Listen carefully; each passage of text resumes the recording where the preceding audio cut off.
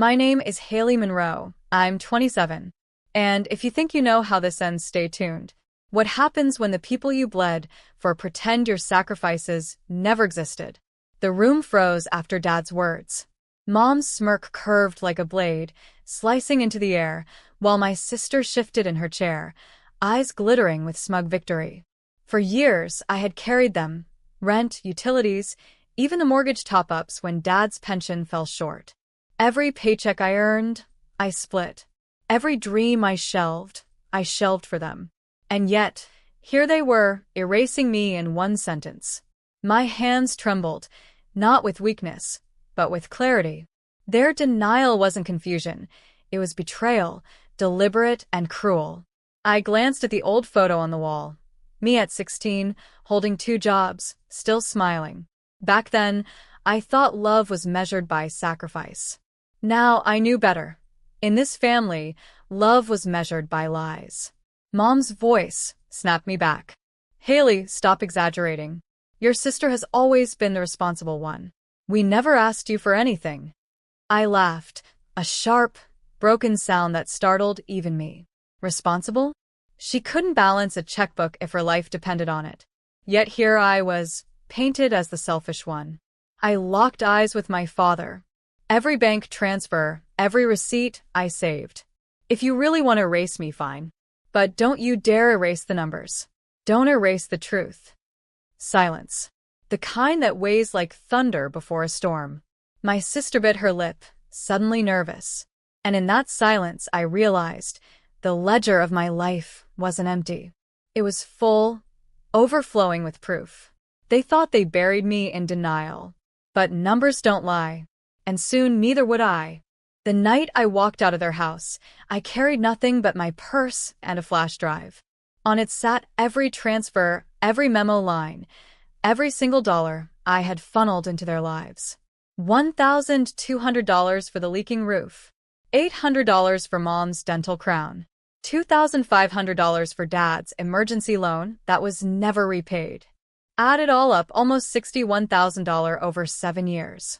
And now they claimed they never received a cent. I drove home with the steering wheel shaking beneath my grip. Betrayal has a strange sound. It isn't screaming or glass breaking.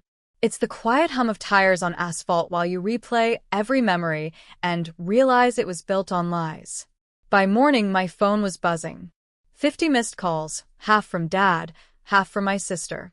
I ignored them all. Instead, I printed the bank statements, every one in crisp black ink, and laid them across my kitchen table. It looked less like family support and more like evidence in a courtroom. When Mom finally texted, her words dripped honey and poison. Haley, don't make this bigger than it is. We all know you struggle with exaggeration. Just let it go, for the family's sake. Exaggeration. My blood boiled. I wasn't exaggerating. I was exhausted. At work, I forced myself to smile through meetings, but the truth followed me everywhere. I remembered skipping vacations, skipping nights out, skipping the life my 20s should have been, all because my family's bills came first. And now I was painted as the liar. That evening, I called my bank manager. I need certified records. Full documentation. All the transfers to my parents' account. She hesitated. Are you filing something? I swallowed hard. Let's just say I'm preparing for the truth to come out. I stared at the stack of papers, the story of my life in black and white. My sister could smirk. My parents could chuckle. But soon, their laughter would choke on the weight of evidence. Because if they wanted to erase me, I would carve my name back into the ledger they couldn't deny. And this time, it wouldn't be silent. By the weekend, whispers had started circling in our extended family. My aunt called first, her voice tight. Haley, is it true you cut your parents off? After everything they did for you? I bit down hard on my lip. Their narrative was spreading faster than I could defend myself. Somehow, I had become the villain. Ungrateful daughter, selfish sister. The one who abandoned her family. Meanwhile, my sister basked in sympathy, telling anyone who would listen that she had carried the family on her back. But the numbers said otherwise. And soon, everyone would see. That night, I opened my laptop and created a folder. The Truth Project. Inside, I scanned the certified bank records, labeling each by date and purpose. Every $300 grocery top-up, every $400 temporary loan, every $5,000 emergency bailout. I paired each transfer with text messages where my parents had begged for help, their words dripping with urgency. "Please, Haley, your sister is busy. You know she can't handle money. Just this once." Just this once, repeated dozens of times. The more I compiled, the clearer the pattern became. I wasn't just helping. I was the lifeline. And lifelines, once severed, leave people gasping. Still, my chest ached. Part of me wished it wasn't true, that my parents hadn't chosen lies over loyalty, that they hadn't erased my sacrifices with one cruel chuckle. But denial was no longer an option. 2 days later, Dad showed up at my apartment door, gray-faced and sweating. He didn't ask to come in, he barged. "What are you trying to do, Haley? Ruin us? Embarrass us in front of everyone?" I held his gaze, calm but steady. "I'm not ruining you. I'm reminding you." He slammed his hand against the counter. "We told you. We never got that money." I slid the stack of certified statements across the table. His eyes dropped. His hand shook. For the first time, I saw fear flicker behind his anger. Because denial works until the paper trail walks into the room. And my trail had just arrived. Dad's hands trembled as he flipped through the stack. Every page was a mirror, reflecting back the truth he had sworn never existed. I watched his jaw clench, his breath grow shallow. He wasn't looking at numbers. He was looking at years of betrayal exposed in black ink. "Where did you get these?" he muttered. I almost laughed. "From the bank. From reality." "Where do you think?" For the first time in my life, my father, the man who always thundered over every room, seemed small. But before he could answer, my phone buzzed. A new message from my sister. "Careful, Haley. Some things are better left buried." Buried. The word sent a chill down my spine. She wasn't just covering lies. She was protecting something bigger. Something darker. I met Dad's eyes. "So that's the game? Pretend the money never existed. Keep me the villain, while she hides behind your silence."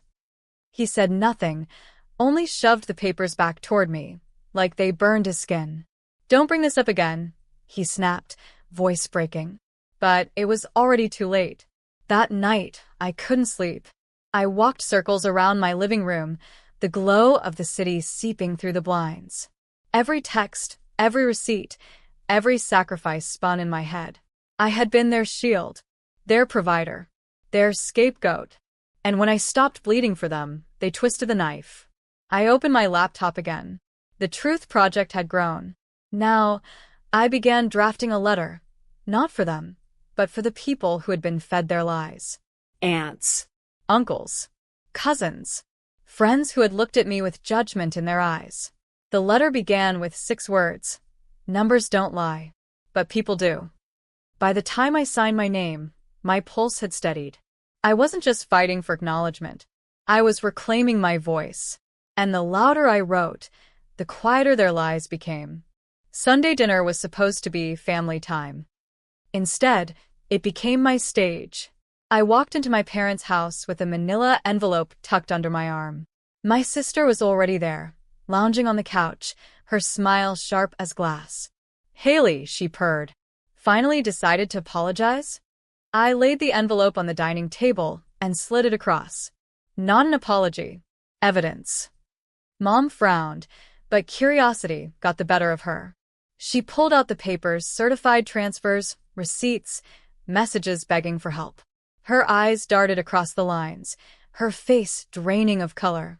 Dad shifted uncomfortably in his chair. My sister, however, only rolled her eyes. "This doesn't prove anything," she scoffed. "Anyone can fake paperwork." I leaned in, my voice low but steady. "Then explain the matching withdrawals from your account the very next day. $700 here, $1,200 there. You were the one spending it, weren't you?" Her smirk faltered for just a second, enough for Mom to notice. The silence was thick, suffocating. For years, I had been their invisible lifeline, the daughter who gave without question. But now, The truth was laid bare, and my sister's polished facade was cracking. Dad tried to regain control. "Haley, enough. This isn't the place." "Isn't the place?" I cut him off. "This is exactly the place. Right here, at the same table where you compared me to her, where you said I'd never measure up. Well, guess what? I was the one holding this family together while she drained it dry." Mom's hands shook as she set the papers down. My sister glared daggers, her mask slipping into rage. And in that moment, I realized something chilling. They hadn't just denied me. They had conspired to rewrite history, to erase me from the narrative altogether. But numbers and courage have a way of burning through lies. And this fire had only just begun. The fallout began the next morning. By dawn, my inbox was flooding. Aunts, uncles, cousins, all forwarding the letter I had sent with the attachments. Some messages were awkward silence, others sharp with disbelief. But a few carried quiet apologies. "We had no idea, Haley. Your sister always said she was the one paying. You deserved better." Each note cut and healed in equal measure. Meanwhile, my sister launched her counterattack. On social media, she painted me as unstable and obsessed with money. She posted smiling photos of Mom and Dad, captioned, "Family means love, not ledgers." The comments flooded with sympathy. But beneath the surface, doubt had been seeded. Because the documents were real, the numbers were undeniable. That afternoon, Dad called again. This time, his voice wasn't thunder, it was gravel. "Haley, what do you want from us?" I closed my eyes. What did I want? Not money, not repayment, just acknowledgement. The simple truth spoken aloud. I had given, and they had taken. But asking for truth from liars was like begging for water from stone. "I want you to stop pretending," I said softly. "That's all." There was silence on the line, broken only by his ragged breathing. Finally, he whispered, "You'll destroy this family." "No," I replied. "You already did when you erased me." That night, I lit a single candle in my apartment. The documents spread before me. The flicker illuminated every number, every sacrifice. My heart should have felt heavy. Instead, it felt light, as if every page was peeling their weight off my shoulders. I realized then, revenge wasn't about shattering them. It was about reclaiming myself. And once you've tasted freedom from lies, there's no going back to silence. Tomorrow, the world would hear the story in my voice, not theirs. And my sister's perfect mask? It was already crumbling. The invitation came disguised as a peace offering. "Family dinner. One last chance to talk this through," Mom's message read. I almost deleted it, but something inside me whispered, "Go." Not to reconcile, but to watch the truth fracture under its own weight. When I arrived, the house was too quiet. My sister was already seated at the table, arms crossed, a glass of wine in hand. Dad stared at his plate, unable to meet my eyes. Mom smiled, brittle and desperate. "We don't need to drag this out," my sister began. "Haley's making a fool of herself, sending letters, parading numbers around like they matter. Families aren't built on spreadsheets." I slid a small black binder across the table. Families aren't built on lies either. Inside were not only the certified records, but screenshots of her spending, the vacations she took, the luxury handbags she flaunted, all within days of my transfers. Mom's face drained of color. Dad finally looked up, eyes hollow. My sister's mask shattered. "You had no right," she hissed. "No right?" My voice rose, steady and sharp. "I had every right. Because while you were sipping champagne in Cabo, I was working double shifts to cover bills you swore you'd handle. While you posted filtered photos of hard work paying off, I was sending the money that made it possible." Silence thickened. Mom's hands trembled.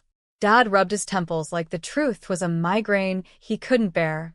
I leaned back, letting the binder sit like a live grenade between us. "I'm done explaining. You can deny me, but you can't deny the evidence. The world knows now. And sooner or later, you'll have to answer for it." My sister's lips curled into a snarl.